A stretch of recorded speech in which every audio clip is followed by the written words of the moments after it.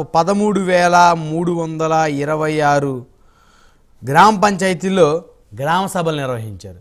అంటే దాదాపుగా ఇది మొదటిసారి ఈ విధంగా గ్రామ సభలు నిర్వహించటం అనేది ప్రభుత్వం సంబంధించినటువంటి నేతలు ఎవరైతే కూటమి నేతలు ఉన్నారో వారైతే స్పష్టంగా చెప్తా ఉన్నారు. గతంలో గ్రామ పంచాయతీలని, పంచాయతీ వ్యవస్థని ఆనాటి వైకాపా అధికారం ఉన్నప్పుడు జగన్మోహన్ రెడ్డి నిర్వీర్యం చేశారని, పంచాయతీ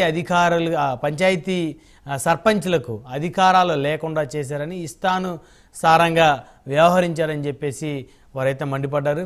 సో మొత్తాన్ని చూస్తే ఇప్పుడు ఉన్నటువంటి కూటమి పాలన ఏదైతే ఉందో ప్రతి వ్యవస్థ, ప్రతి శాఖ కూడా, ప్రతి మంత్రి శాఖ కూడా రివ్యూలు జరగటం, మంత్రులు వారికి సంబంధించినటువంటి అంశాల మీద వెంటనే రియాక్ట్ అవ్వటం, ఎక్కడ ఏం జరిగినా వారి శాఖ సంబంధించి వెంటనే జరిగిపోతాం అన్నటువంటి పరిస్థితి స్పష్టంగా కనపడుతూ ఉంది. గత ప్రభుత్వంలో అయితే ఒకరే మంత్రి కూటమి నేతల విమర్శలు ఎదుర్కొన్నటువంటి సకల శాఖ మంత్రిగా విమర్శలు ఎదుర్కొన్న సజ్జల రామకృష్ణారెడ్డి గారు మాత్రమే ఏ అంశానికైనా వారు మీడియా ముందుకు వచ్చి స్పందించిన పరిస్థితి. కానీ ఇప్పుడు ఇక్కడెక్కడ కూడా అలాంటి పరిస్థితి లేవు, అలాంటి వ్యక్తులు ఎవరో లేరు ఈ ప్రభుత్వంలో చెప్పుకోవచ్చు. ఏ మంత్రిత్వ శాఖకు సంబంధించి ఏదైనా అంశాన్ని కనుక చర్చించాలి అంటే, ప్రజలతో మాట్లాడాలి అంటే నేరుగా ఆ మంత్రి శాఖకు సంబంధించి ఆ మంత్రి నేరుగా మీడియా ముందుకు వచ్చి మాట్లాడుతున్నటువంటి పరిస్థితి. సో వైసీపీ పాలనలో మొత్తానికి పంచాయతీ వ్యవస్థ నిర్వీర్యం అయిపోయింది అని కూటమి నేతలు అంటున్నటువంటి వ్యాఖ్యల్లో వాస్తవాలు ఎంత?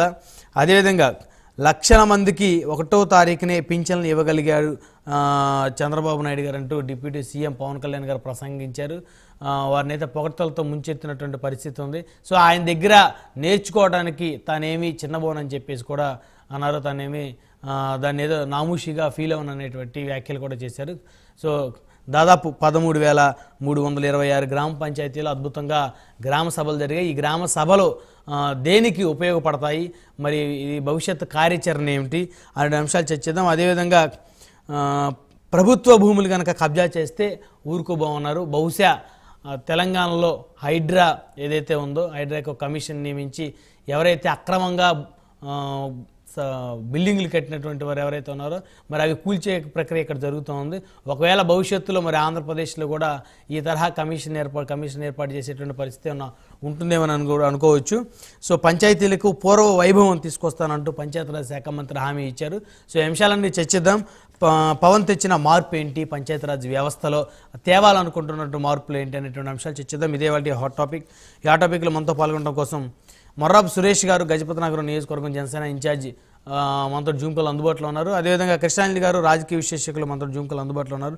అదేవిధంగా చిన్నపరెడ్డి గారు ఆంధ్రప్రదేశ్ నెట్ క్యాప్ మాజీ డైరెక్టర్ మనతోటి, వైఎస్ఆర్సీపీ నాయకులు మనతో జూమ్ కాల్ అందుబాటులో ఉన్నారు. సో ముందుగా కృష్ణారెడ్డి గారితో మాట్లాడదాం. కృష్ణారెడ్డి గారు గుడ్ మార్నింగ్ అండి. బ్రహ్మనాయుడు గారు గుడ్ మార్నింగ్. ప్యానల్ మెంబర్స్ అందరికీ నమస్కారం. సో గతంలో ఎంతమంది పంచాయతీ రాజ్ శాఖ మంత్రులుగా పనిచేసినప్పటికీ కూడా ఆ శాఖ మీద పెద్దగా ప్రజలు అటెన్షన్ ఉన్న పరిస్థితి లేదు. కేవలం ముఖ్యమంత్రితో పాటు హోంమంత్రి, రెవెన్యూ, దాదాపు ఈ రెండే కొంచెం ఎక్కువ ప్రాధాన్యత సంతరించుకున్న పరిస్థితి. తర్వాత ఆర్థిక శాఖ, ఈ పంచాయతీరాజ్ వ్యవస్థను, అటవీ శాఖను ఇవి ఎవరో కూడా పెద్దగా ప్రజలకి ఇప్పుడు కూడా వారు ఎవరో గతంలో పనిచేసిన వారంటే ఎవరో చెప్పే పరిస్థితి లేదు. సో ఈ పంచాయతీరాజ్ శాఖ మంత్రిగా జనసేన అధినేత బాధ్యతలు స్వీకరించిన తర్వాత ఆయన వేస్తున్నటువంటి అడుగులు చూస్తూ ఉంటే, గ్రామ సభలు నిర్వహిస్తూ ఉంటే ఏదైనా భవిష్యత్తులో ఒక కొత్త తర రాజకీయానికి తెర దించుతారని అనుకోవచ్చా కృష్ణారెడ్డి గారు? బ్రహ్మనాయుడు గారు, ఆంధ్రప్రదేశ్లో కానీ భారతదేశంలో కానీ మనం గ్రామీణ ప్రాంతాలు 65%, పట్టణ ప్రాంతాలు 35%. అంటే రెండో వంతు గ్రామీణ ప్రాంతాలు, ఒక వంతు పట్టణ ప్రాంతాలు ఉన్నట్టు. అంటే గ్రామీణ ప్రజానికం కూడా ఎక్కువ. కానీ ఆ విధమైనటువంటి గ్రామాలకు సంబంధించినటువంటి ప్రాధాన్యత కానివ్వండి, గ్రామీణ ప్రజల యొక్క సంక్షేమం గురించి కానీ ప్రభుత్వాలు, పాలకులు అంత పెద్ద శ్రద్ధ పెట్టినటువంటి పరిస్థితులు అయితే గతంలో లేవు. ఒక్కొక్క ప్రభుత్వానికి ఒక్కొక్క ప్రాధాన్యత ఉండేటువంటి క్రమము. గ్రామీణ ప్రాంతాలంటే రైతులకు సంబంధించిన వ్యవసాయ కూలీలు, వాళ్ళకి సంబంధించినటువంటి అంశం రైతువారీ వ్యవహారంగా ఉంటుందన్నమాట. వాళ్ళకన్నా కూడా పట్టణాల్లో ఉండేటువంటి మధ్యతరగతి, దిగువ మధ్యతరగతి వీళ్ళు ఓకల్ సెక్షన్ గా ఉంటారు. వీళ్ళు మాట్లాడేటువంటి మాటలు బయటికి ప్రపంచానికి తెలుస్తాయి. వాళ్ళు ఏదన్నా సరే సమస్యలు ఉన్న నిరసనలు కూడా తెలియజేయటం అవి కూడా ఉంటాయి. అందుకోసమనే గ్రామీణ ప్రాంతాల యొక్క వాయిస్ కూడా బయటకు వచ్చేటువంటి అవకాశం ఉండదు. దీంతో ఇది జనరల్ గా జరిగేటువంటి ఒక ప్రక్రియ. అయితే గత 5 సంవత్సరాల్లో జరిగినటువంటి పరిణామం ఏమిటి అని అంటే, వైఎస్ఆర్ కాంగ్రెస్ పార్టీ ప్రభుత్వం యొక్క ప్రధానమైనటువంటి వాళ్ళ ఆ ఎజెండా గాని పాలన గాని మొత్తం వ్యవహారం ఏమిటి అని అంటే, వాళ్ళు చెప్పినటువంటి ప్రకారంగా, అప్పుడు ముఖ్యమంత్రి జగన్మోహన్ రెడ్డి చెప్పిన ప్రకారంగా 1,90,00,000 కుటుంబాలకు 2,70,000 కోట్ల రూపాయలు మేము డీబీటీ ద్వారాగా 5 ఏళ్లలో పంపిణీ చేశాం. ఇది అసలు ఆ ప్రభుత్వం యొక్క పాలన యొక్క మొత్తం వ్యవహారమే ఇదే. డీబీటీ ద్వారాగా నవరత్నాలకు సంబంధించినటువంటి వివిధ పథకాలకి నేరుగా డబ్బులు పంపిణీ చేయటం అనేటువంటిది ఒక్కటే అంశం. ఇక మిగతా అన్ని విస్మరించడం అనేటువంటిది జరిగింది. అందుకనే మొత్తం వైఎస్ఆర్ కాంగ్రెస్ పార్టీ ప్రభుత్వం హయాంలో జరిగినటువంటి పంచాయతీ ఎన్నికలు, ఎంపీటీసీ, జెడ్పీటీసీ, మున్సిపల్ కార్పొరేషన్ అన్నిట్లో 75-85% అన్ని వాళ్లే గెలిచారని చెప్పుకున్నారు. గెలిచారు కూడా. ఎందుకు అనంటే కొన్నిట్లు తెలుగుదేశం పోటీ చేయాల, అసలు పోటీ చేసేటువంటి పరిస్థితులు రాలేదు, ఇవన్నీ వేరే అంశం, వాటి జోలికి వెళ్ళను. కానీ గెలిచినటువంటి సర్పంచులు, గెలిచినటువంటి ఎంపీటీసీలు, జెడ్పీటీసీలు వాళ్ళందరూ మొన్న ఎన్నికల్లో పనిచేసి ఉంటే వైఎస్ఆర్ కాంగ్రెస్ పార్టీ ఇంత ఘోరంగా ఓడిపోయేది కాదు. వైఎస్ఆర్ కాంగ్రెస్ పార్టీకి సంబంధించినటువంటి ఆ స్థానిక ప్రజాప్రతినిధులు ఎవ్వరూ కూడా వైసీపీ కోసం పనిచేయాలి వాళ్ళు. అందుకని ఇంత ఘోరంగా ఓడిపోయింది. ఎందుకు వాడు పనిచేయలేదు అంటే, పంచాయతీలని అదేవిధంగా మున్సిపల్ కార్పొరేషన్ స్థానిక సంస్థల మొత్తాన్ని కూడా గత ప్రభుత్వం నిర్వీర్యం చేసింది. కేవలం డీబీటీ సంక్షేమ పథకాలు ఇవి తప్ప వేరే లేవు. ఇంకా వచ్చినా సరే డబ్బులను వాడుకోవటం, వాటిని లోపలేసుకోవటం అనేటువంటి పద్ధతిలో ప్రభుత్వం వెళ్ళింది. గ్రామ పంచాయతీలకి అదేవిధంగా స్థానిక సంస్థలకి కేంద్ర ప్రభుత్వం నుంచి వచ్చేటువంటి నిధులను కూడా ప్రభుత్వమే వాడేసుకున్నటువంటి పరిస్థితి, అసలు వాళ్ళకి చెప్పకుండా వాళ్ళ ఖాతాల నుంచి డబ్బులు లాగేసుకున్నటువంటి పరిస్థితి. దీంతో వైసీపీకి సంబంధించినటువంటి సర్పంచులు కూడా కడపలో కూడా, పులివెందలలో కూడా చెప్పలు పట్టుకొని అడుక్కుంటూ నిరసనలు తెలియజేసినటువంటి పరిస్థితి కూడా మనం చూసాం. అదే విధంగా కొన్ని చోట్ల అయితే చెప్పులతో తమ చెంపలు తమే వాయించుకున్నటువంటి సర్పంచులను కూడా చూసాం నిరసన తెలియజేసి. వలసపోయిన వాళ్ళు కూడా ఉన్నారు, సర్పంచులే వలసపోయిన వాళ్ళు ఉన్నారు, ఊరు గ్రామం వదిలిపెట్టి పని లేక బతకడం కోసం కొంతమంది ఆత్మహత్యలు చేసుకునేటువంటి పరిస్థితి వచ్చింది. ఎందుకో తెలుసా, ఉండేటువంటి గ్రామ పంచాయతీ ఏదో ఒకటి చేయకపోవటం, చేయలేకపోవటం కాదండి సమస్య. ఒక బలుపడితే వేలేడు, అదే విధంగా చిన్న కుళాయికి సంబంధించినటువంటి సమస్యని చేయలేడు. నువ్వేం సర్పంచ్ అని అతను అవమానపరుస్తుంటే ఏం చేయగలడు? రెండో సమస్య ఏంటంటే, ఈ జగన్మోహన్ రెడ్డి వీళ్ళందరికీ వైసీపీ వాళ్ళకి మీరు ఏం పర్వాలేదు, మీకు ఏమి పనులు లేవని అంటున్నారు కదా, మీకు ఈ ఊర్లో గ్రామ వార్డు సచివాలయం బిల్డింగ్ మీరే కట్టుకోమని ఇస్తున్నాను, అదే విధంగా గ్రామంలో కట్టేటువంటి గ్రామానికి సంబంధించినటువంటి ప్రైమరీ హెల్త్ సెంటర్ ఇలాంటి బిల్డింగ్స్ కొత్తగా కట్టాడండి. ఈ కట్టిన కాంట్రాక్టర్లు వాళ్ళకే ఇచ్చాడు, కానీ డబ్బులు ఇవ్వాలి. వాళ్ళు ఆ విధంగా అప్పులు పాలైనటువంటి పరిస్థితి, ఆ విధంగా ఆత్మహత్యలు చేసుకోవాల్సినటువంటి పరిస్థితి. ఇది ఒకటండి. ఎన్నికలకి ఖర్చు పెట్టుకొని బిల్డింగ్లు కట్టి పూర్తిగా నష్టపోయారు. ఏమీ చెయ్యలేనటువంటి పరిస్థితి. ఎందుకు చేయలేకపోయారంటే వాళ్ళకి డబ్బులు ఉన్నాయండి. ఏం ఆంధ్రప్రదేశ్ ప్రభుత్వం ఈయనక్కర్లేదండి, అన్ని కేంద్ర ప్రభుత్వం డైరెక్ట్ గా వాళ్ళకి నిధులు ఇచ్చేటువంటి వ్యవస్థ మనకు ఉంది. దాన్ని కూడా వాళ్ళకి చెప్పకుండా వాళ్ళ ఖాతాల నుంచి లాక్కున్నాడు.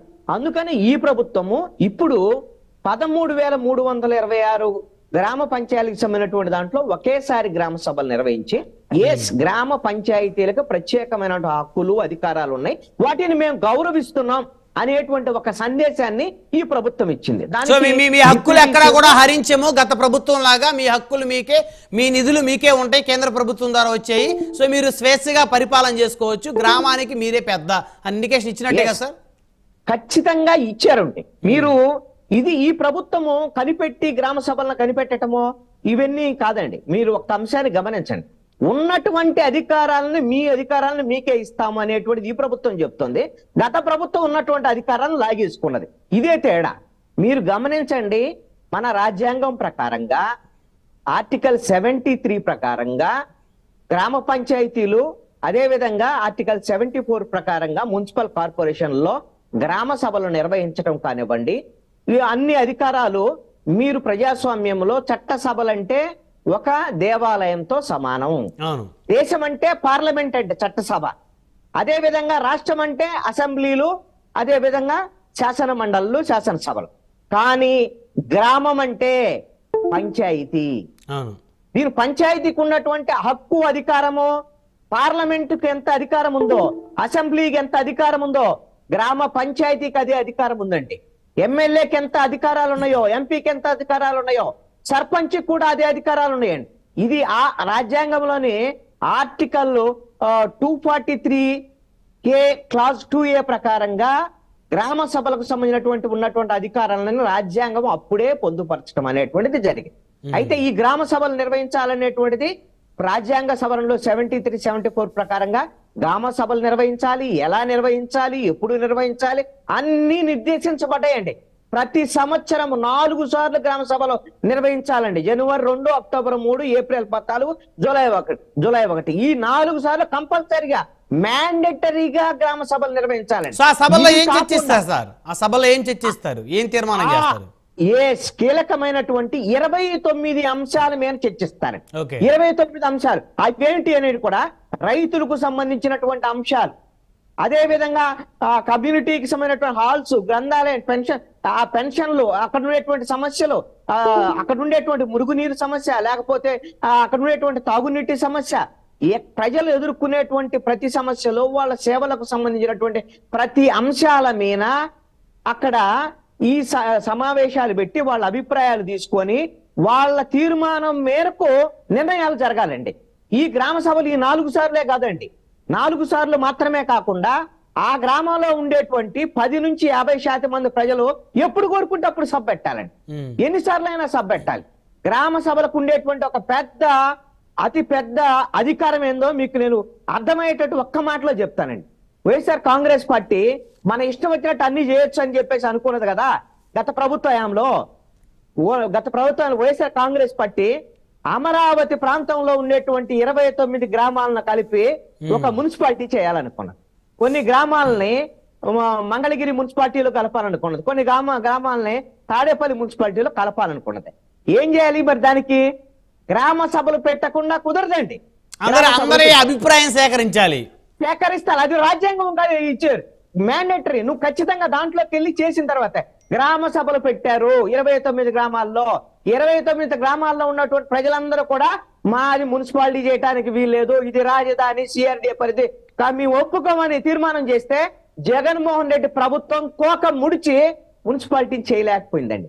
అది గ్రామ సభ యొక్క పవర్. గ్రామ సభకి అంత ప్రాధాన్యత రాజ్యాంగం కల్పించింది. అయితే పవర్స్ ఇంతకు ముందే ఎప్పటి నుంచో ఉన్నాయి, కానీ ఆ పవర్స్ మీ పవర్స్ మీకే ఉంటాయి. ఆ పవర్స్ మేము లాక్కోము. మీకు కావలసినటువంటి హక్కులు, అధికారాలు, మీ గౌరవాన్ని మేము తగ్గించమనేటువంటి విధంగా ఈ రోజున డిప్యూటీ సీఎం గా, పంచాయతీరాజ్ మినిస్టర్ గా పవన్ కళ్యాణ్ ఈ విధమైనటువంటి చొరవ చూపటం, ఆంధ్రప్రదేశ్ ప్రభుత్వం కూడా ఈ నిర్ణయం తీసుకోవటం. ఎందుకు తీసుకున్నది ఈ ప్రభుత్వం ఈ నిర్ణయం అని అంటే నేను ఒకటి మాత్రం చెప్పదలుచుకున్నాను. ఇది నిజాయితీయా లేకపోతే గ్రామ పంచాయతీలు మేలు చేయాలనుకుంటున్నారా వేరే అంశం అండి. ప్రతిసారి రాజకీయపరమైనటువంటి అంశాలు కూడా దీని వెనక దాగి ఉంటాయి. ఎందుకున్నాయి దీంట్లో అంటే గ్రామ పంచాయతీలు, గ్రామాలకు ఈ రోజున కేంద్ర ప్రభుత్వం నుంచి పెద్ద ఎత్తున అనేక పథకాల ద్వారా డబ్బులు వచ్చేటువంటి పరిస్థితి ఉంది. వాటిని కేంద్రం నుంచి అనేకమైనటువంటి రూపాయల్లో మనం లబ్ధి పొందాలి. అందుకు ఇప్పుడు గ్రామ పంచాయతీలు, గ్రామ సభలు దీని ద్వారా పనికి ఆహార పథకం విషయంలో పెద్ద ఎత్తున మనం నిధులు తెచ్చుకునేటువంటి అవకాశం ఉంటుంది. మన డెవలప్మెంట్ ఒక అవకాశం. రెండవ అంశం ఏంటంటే రాజకీయంగా వైఎస్ఆర్ కాంగ్రెస్ పార్టీకి సంబంధించినటువంటి సర్పంచులు, ఎంపీటీసీలు, జెడ్పీటీసీలు, మున్సిపల్ కార్పొరేషన్లు, అదే విధంగా దీనికి సంబంధించినటువంటి కార్పొరేషన్లకు సంబంధించి వీళ్ళందరూ కూడా వైఎస్ఆర్ కాంగ్రెస్ పార్టీ నుంచి గెలిచినటువంటి వాళ్ళు అసంతృప్తితో ఉన్నారు. వాళ్లే కదా వీళ్ళు వ్యతిరేకంగా పనిచేసిన వాళ్ళందరినీ గినా మనము గినా ఇప్పుడు ఉండేటువంటి ప్రభుత్వం అంటే తెలుగుదేశం, జనసేన ప్రభుత్వం గినా తీసుకున్నాం అనుకోండి, ఇంకేముంది అంత బలాన్ని, వాళ్ళ బలాన్ని మనం లాక్కున్నట్టు అవుతుంది అనేది ఈ రోజున అధికారంలో ఉండేటువంటి తెలుగుదేశం, జనసేన, బీజేపీ కూటమి యొక్క వ్యూహం. ఇది రాజకీయ వ్యూహం. వాళ్ళ యొక్క చేతకానితనం వాళ్ళ నిర్వీర్యం చేశారు. ఎస్ మీకు అండదండలు ఇస్తాం, మీరు రాజకీయంగా మాతో ఉండండి, మేము మీకు కావాల్సినటువంటి హక్కులు అధికారాలు ఇస్తాం, గౌరవిస్తాం. అంటే మెజారిటీ అంటే సింబల్ తో గెలిచే పరిస్థితి కాదు కాబట్టి పంచాయతీలకి అయినా మద్దతుదారులుగా గెలుస్తారు కాబట్టి మెజారిటీ సర్పంచ్ అందరూ కూడా వైఎస్ఆర్సీపీ వాళ్ళే కాబట్టి ఇప్పుడు వాళ్ళందరికి కూడా అధికారాలు ఇస్తూ హక్కులు కల్పిస్తే వారందరూ కూడా కూటమి ప్రభుత్వానికి జై కొడతారు. ఇప్పుడు మీకు కుప్పంలో ఏం జరిగిందండి? కుప్పం మున్సిపాలిటీ చంద్రబాబు నాయుడు కుప్పం మున్సిపాలిటీని కూడా గెలవలేకపోయాడు. కుప్పం మున్సిపాలిటీ అంతా వైసీపీ గెలిచింది. రేపు పొద్దున చంద్రబాబు నాయుడు కూడా ఓడిపోతాడని ప్రచారం చేశారు. ఇప్పుడు ఏమైంది? ఇప్పుడు కుప్పంలో ఉండేటువంటి మున్సిపాలిటీలో ఉన్నటువంటి వాళ్ళు మొత్తం క్యూ కట్టి తెలుగుదేశం పార్టీలో చేస్తున్నారు. వాళ్ళు పార్టీ తరఫున పోటీ చేశారు కాదనటంలే. పార్టీ మారేటువంటి హక్కు అధికారం వాళ్ళకు కూడా ఉంటుంది కదా. కాబట్టి ఎక్కడ గౌరవం ఉంటుంది, ఎక్కడ హక్కులు అధికారాలు ఉంటాయి, ఎక్కడ నిధులు ఉంటాయి వాళ్ళు పనిచేయడానికి అనేటువంటి దాని మీద మారేదానికి అవకాశం ఉంటుంది. ఇవన్నీ కూడా జగన్మోహన్ రెడ్డి చేతులారా చేసుకున్నటువంటి తప్పులు. ఆ తప్పుల్ని ఈ రోజున అవకాశంగా వాడుకుంటుంది తెలుగుదేశం, జనసేన, బీజేపీ కూటమి ప్రభుత్వము. వీళ్ళకినా ఇప్పుడు చెప్తున్న దాని ప్రకారంగా గ్రామ పంచాయతీలకి, మున్సిపాలిటీలకి గిన, స్థానిక సంస్థలకి ఈ హక్కుల్ని గిన కల్పిస్తే ఖచ్చితంగా స్థానిక సంస్థలకు సంబంధించినటువంటి ప్రజాప్రతినిధులందరూ కూడా తెలుగుదేశం, జనసేన, బీజేపీ కూటమికి జై కొడతారనటంలో ఎటువంటి